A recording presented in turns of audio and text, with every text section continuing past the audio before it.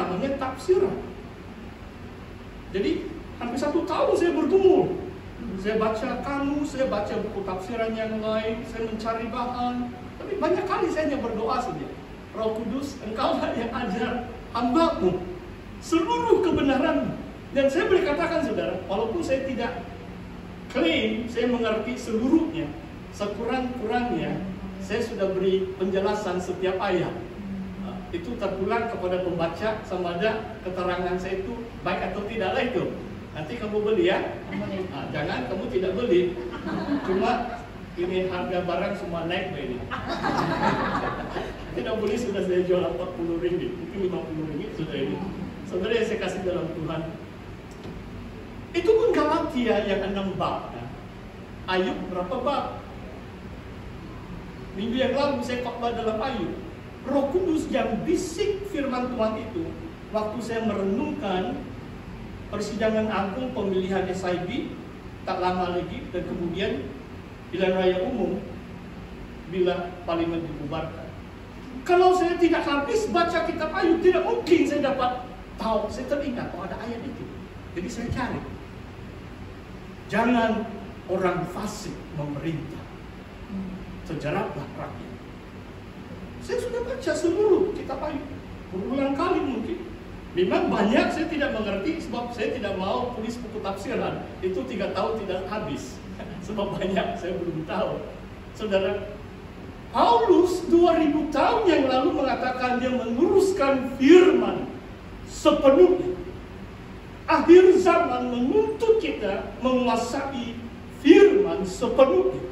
Saudara, waktu Yohanes melihat visi kedatangan Tuhan Yesus yang menunggang kuda putih itu, apa yang tertulis? Apakah nama Yesus yang kembali ke dalam dunia ini, saudara? Tertulis di pahanya adalah firman Allah. Mempelai laki-laki kita adalah firman Allah. Kalau mempelai perempuan, kita sekarang mempersiapkan diri kita, bagaimana? Apakah caranya untuk kita mempersiapkan diri kita untuk masuk ke dalam perkawinan anak domba yang namanya adalah firman Allah? Saudara tahu kan, kalau kamu lihat pasangan orang yang kawin disebut apa itu? Itulah melayani kurang baik itu. Apa itu? Pinang dibelah 2 kayak itu. Wow, luar biasa. Tempatlah itu juga. Oh, sarasio, kamu bilang. Sama cantik, sama handsome.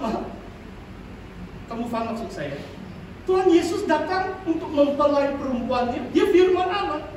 Kalau kita mau serasi dengan Tuhan atau menggambarkan kemuliaan Kristus yang adalah firman Allah, kita juga harus hidup seturut dengan firman Tuhan yang sepenuhnya. Jangan ada kosong-kosong di sini sana. Tabung account kita kosong tidak apa. Tidak mati juga karena miskin. Tuhan yang pelihara. Tetapi janganlah ada hati kita kosong terhadap Tuhan. Maksudnya isi dengan kebenaran firman Tuhan. Saudara, baru juga sebulan yang lalu perayaan Pondok Daun. Sekarang saya mengajak kita lihat dalam Nehemia. Ini sepintas lalu Nehemia bab 8. Itu yang berlaku pada perayaan bulan yang ke-7. Saudara boleh baca Rosh Hashanah. Saya diberi penghormatan berkhotbah di sini juga beberapa 2 bulan yang lalu. Rosh Hashanah. Nehemia 8 ayat yang ketiga. Lalu pada hari pertama bulan yang ke-7 itu, itulah Rosh Hashanah di sini. Tahun baru kalender Israel. Imam Ezra membawa kitab Taurat itu. Ayat sebelumnya mengatakan Ezra itu ahli kitab. Ke hadapan jemaah. Ini Nehemia bab 8 ayat 3. Di hadapan lelaki maupun perempuan, setiap orang yang dapat mendengar dan mengerti. Ezra membacakan beberapa bahagian daripada kitab itu di halaman dan seterusnya. Dan semua orang yang dapat mengerti. Dengan penuh perhatian seluruh umat mendengarkan pembacaan kitab Taurat itu. Luar biasa. Dan saudara lihat nanti Seluruh, ini hari pertama, hari yang ke-15, perayaan Pondok Daun 15 Tisri, hari yang ke-22, kemuncaknya hari yang ke-8, nanti hari ke-24, masih lagi mereka belajar firman Tuhan. 3,5 minggu, dari hari pertama sampai 24 hari bulan-bulan 7, umat Allah, inilah kebangunan rohani. Mereka rindu. Ada Ezra, ahli kitab itu. Dalam bab 7 ayat 10 kitab Ezra, Ezra bersaksi bahwa dia menelaah kitab suci. Dia belajar kitab suci, mentaatinya, dan mengajarnya di tengah-tengah umat Israel. Ini ahli kitab, saudara. Dan saya juga dapat bersaksi bahwa sekarang tidak sampai 2 tahun, saya mau masuk 60 tahun sudah. Saya layak sudah dapat kad warga emas. Alhamdulillah. Di New Zealand 65 tahun dapat kad emas. Itu warga emas. Di sini 60 bahkan kalau di Malaysia. Tidak lama lagi itu. Tapi baru saya dapat menulis hanya beberapa tahun ini. Kenapa, saudara? Sebab ketaatan itu diuji. Tidak guna hanya banyak orang putih dari kecil masuk universiti, sarjana muda, master, PhD, teologi terus. 29 tahun sudah jadi profesor. Mungkin banyak teori lah kan? Banyak pengetahuan mereka, itulah saya katakan berapa juta buku di beberapa library. Princeton adalah university yang paling banyak buku. Mungkin Oxford nomor 2 atau nomor 3. Kalau sedunia lagi, Princeton itu di US. Princeton University. Saudara yang saya kasih dalam Tuhan, saya baru pun mau menulis 3 tahun yang lalu. Waktu saya genap 55 tahun, karena sudah genap melayani Tuhan 25 tahun.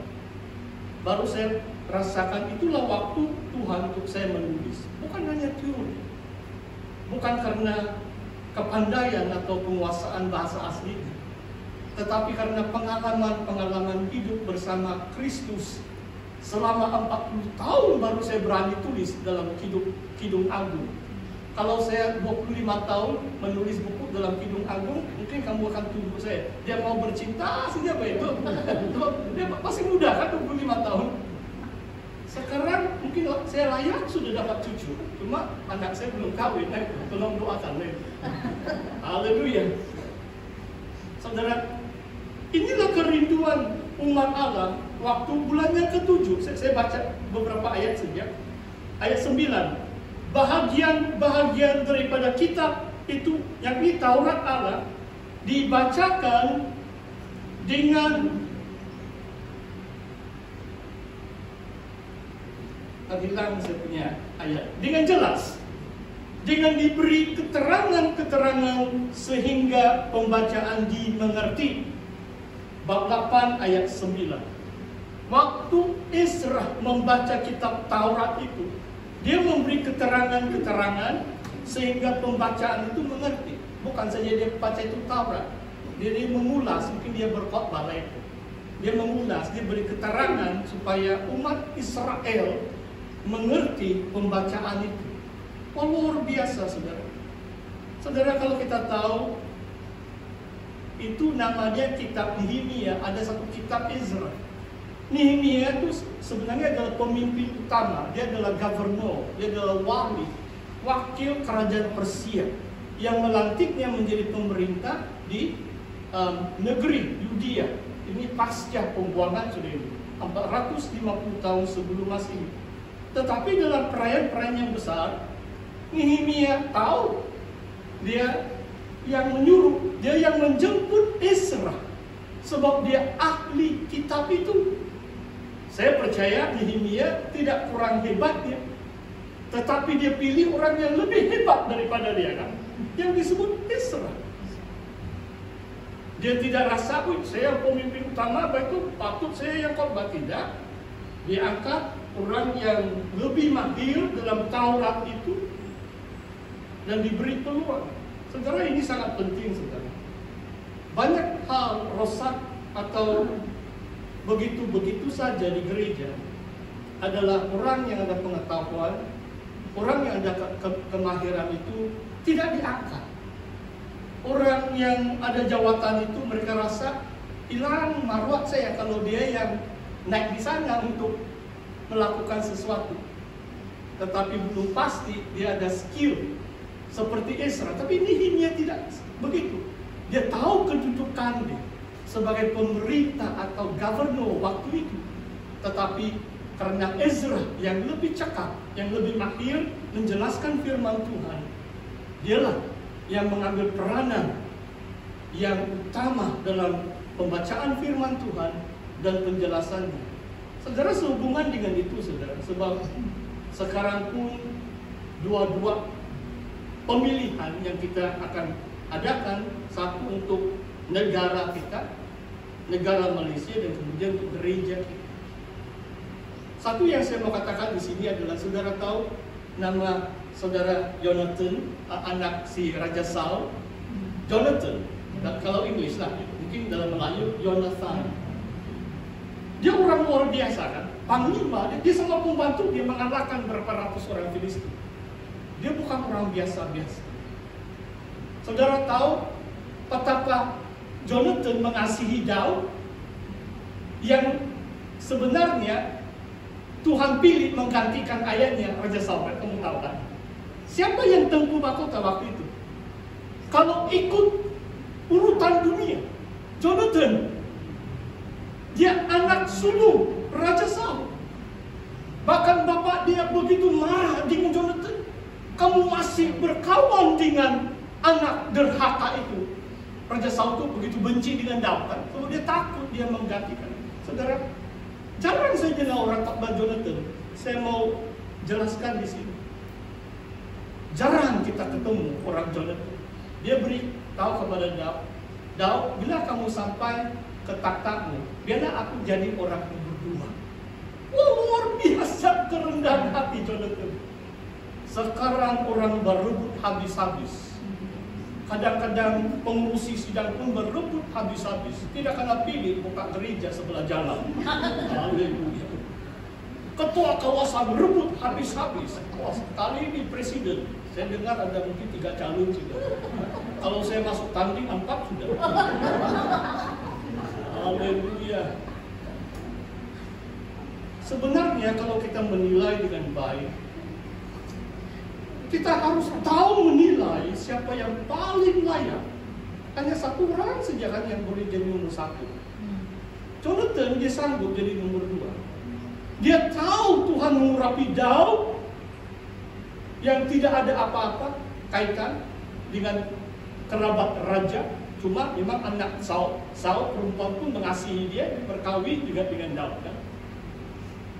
Tetapi dia sanggup mengambil kedudukan yang lebih rendah berbanding dengan Daud. Luar biasa. Kita amat perlukan pemimpin-pemimpin seperti ini. Tidak semua orang boleh jadi nomor 1. Dan kadang-kadang orang yang sepatutnya nomor 3, dia naik jadi 1. Kucar kacir lah kan. Coba kamu lihat di United Kingdom kan. Apa yang berlaku beberapa minggu yang lalu. 6 minggu Perdana Menteri yang dipilih dilantik itu letak jawatan. Dia mengaku dia tidak sanggup sudah. Saya orang biasa, saya bukan orang British. Dari penilaian saya dari awal pun, saya sudah cerita dengan kawan saya bilang, wah saya rasa ini Liz Truss ini tidak layak. Kalau dia cerita tentang ekonomi, apalagi Perdana Menteri kan, England itu ekonomi kelima terbesar, kuasa nuklir ini. Wah, bukan senang nomor 1, menjadi pemimpin utama di situ. Dia jadi Perdana Menteri, itu pound, itu uang United Kingdom turun 4.9. Rishi Sunak jadi Perdana Menteri sekarang, sekarang naik 5.4.